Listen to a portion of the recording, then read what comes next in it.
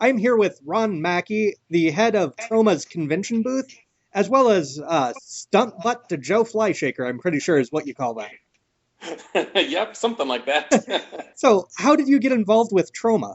I started watching Troma stuff back in the 80s and 90s in college, and then moved out to the middle of nowhere in western New York and never heard of them again. Then, about the time they were doing Poultrygeist, my wife saw a little blurb online that they were looking for extras and just told me about it. And so I went out there and auditioned to try to get a part as an extra, and we both got cast as just extras and background there. The more we did extra work there, the more they used us, and that grew into more and more stuff on Poultrygeist, and grew into some doing some stunt work, extra stuff there that Joe couldn't do. That just sort of blossomed from there. I do believe you're the one whose butt is spraying everything, right? That is, well, actually, it was a fire extinguisher, but yes. Yeah. What was it like working on a Troma film? That Oh my gosh. It was the most miserable summer of my life, but it was one of the best ever, if that makes any sense at all. It it, was so hot and horrible, and but we made the best friends ever that, I mean, it's been over 10 years now, and those are still some of my closest friends. And the same thing has been true with Return to Nukem High. The friends that we've made there are just wonderful friends too. The people you meet on film sets, you go through such hell with these people. I mean, the stuff you have to do on these sets, it's so grueling that you are just bonded with these people. And they're just such great people that you hang out with the whole time. So it's really a wonderful experience. and then after you did Poultrygeist, you mentioned it. Return to Nukem High Volume One. I think that was actually Troma's film after Poultrygeist, Yeah. and you got to play Coach Sandusky, I believe. Yeah, it was a rather glamorous role. Now, out of curiosity, how many hot dogs did you go through? Actually, not too many. I think I only brought like two to set every day, and then I would just make the most of it. I would try to get one to last as long as possible until it was just falling apart, and then I'd switch to the next one. Minutely. And you do have a. I would assume that you have the same part in Return to Nukem High Volume Two, which did meet its goal. Yeah, I just saw that. That's great. Yeah, same part, and also I also play my identical twin brother in that one as Ah, well. nice. Now, now I'm assuming, unlike another gentleman named Zach Amico, you do not have a. This movie is not based around shots of your penis. No, it's not actually. As a matter of fact. That's the sequel, right? Yeah, that'll be the sequel. Now, how did you get involved with the convention circuit for Troma? On that, after Poultrygeist ended, I saw that Lloyd was going to be doing a film festival in Erie, Pennsylvania, not too far from my house. And so I thought, oh, we'd only met him on set there, and so we thought, oh, we should stop by and just say hi to Lloyd. That'd be fun. And we'd never even heard of conventions, so we thought only Star Trek had conventions. I had no idea that there were horror conventions or anything like that. So I thought, oh, we'll stop by and see him. So we went down there, and he was telling us, oh, you should volunteer at some of our conventions. I'm like, okay, whatever. So we showed up at some little tiny convention after that in like I think it was December, some tiny place in Ohio. It's a convention that didn't last long after that. But I mean, it was this little minuscule one, but it was really cool. I mean, it was just in a little hotel, and it was cool. So after that, I went, well, this is sort of fun. At the time I was working for New York State, and I had a ridiculous amount of vacation time. So I'm like, well, I guess I can do this. So I volunteered to go do one of the Fangoria conventions in Chicago. I'm like, this is sort of fun. So I checked out what else Troma was doing and started volunteering for everything I could that was coming up.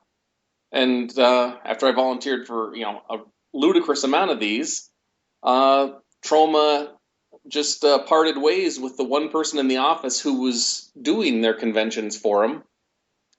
And so I happened to be at a show with Lloyd the week they parted ways with this guy. And Lloyd just pestered me all weekend long to see if I would be their regular convention manager. And I'm like, no, I have a real job. I can't do this. I'm busy. He's like, oh, come on, you're already doing so many of these. Why don't you just keep doing this all the time? No, I can't. And eventually, after a whole weekend of him pestering me about this, I thought, oh, it's pretty fun. I might as well. Why don't I? So that's what I do all the time now. I do pretty much all the shows from the Northeast to the Midwest myself, mostly, and anything that I can't get to, we find volunteers for, and we have a great group on the East Coast, or on the West Coast and down south. We've got some people down in both of those areas that have been doing them for years down there that handle them for us too. So it's a lot of fun. Sounds like it. Now, it should be noted that the upcoming Horror Hound convention in Indianapolis, you will not be at. No, I've got a conflicting convention that weekend with Lloyd Kaufman up in New York that week. And so it will be instead the people who are normally seen at the booth in the Midwest, just not you and your lovely wife. Right. Yes, we've got our normal Troma team out there handling that one, but I will not be there. Do you have any other upcoming conventions after the one in New York and Indianapolis? We have a slew of them coming up. We've got Toronto coming up in that's August, so that's a little bit before that. But Toronto Fan Expo is a huge one up there. That's probably our biggest one that we do ourselves. That's the biggest one right behind San Diego Comic Con. They get about 120,000 people up there for that, and that's just insane. But that goes on the same weekend as Dragon Con down in Georgia. So that's a big one up there. But there's that. There's also Monster Mania out in Cherry Hill, New Jersey is another big one. But we do that one twice a year out there. But lots of fun. We have lots of big ones there and a few little ones. Lloyd's going to be at Scaricon in Syracuse, New York, and also at the Twin Tiers Comic Con in Elmira, New York. Two smaller cons in upstate New York that are going to be a lot of fun.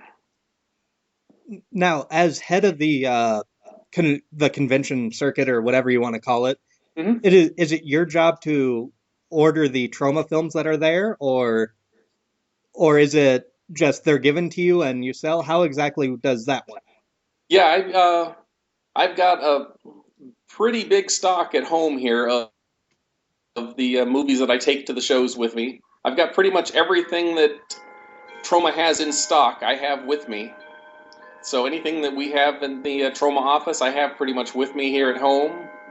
And so I take those, and I've even got a few that Troma's out of that I still have that I carry around with us. And then anything I sell, I go ahead and order more of those as we come up on them. So yeah, it's up to me what I go ahead and take to each show. So if I have room, I take everything we have. So usually we end up with a couple hundred titles or more. But it's a lot of fun. Good, and I do believe, I'm not sure if this is the case, I think Extreme Jukebox might be available soon. I'm not sure. Yeah, it should be coming out soon. We've got a few titles. We've sort of slowed down on them right now as we've been working on finishing up Return to Nuke'em High. Everything's sort of slowed down again. But we're waiting, hopefully very soon. Now, do you have anything else you would like to promote for Troma or anything like that? Um, Geez, now that we hit our goal with the Return to Nuke'em High Volume 2, that's the biggest thing. That was our biggest thing right now, so I'm sort of exhausted on things to promote. Other than come on out to the conventions, it's a lot of fun. Lloyd's going to be at a lot of them this year, and we're having fun at them. We just lowered the price on a lot of movies too. I think I was just mentioning that to you online a little while ago.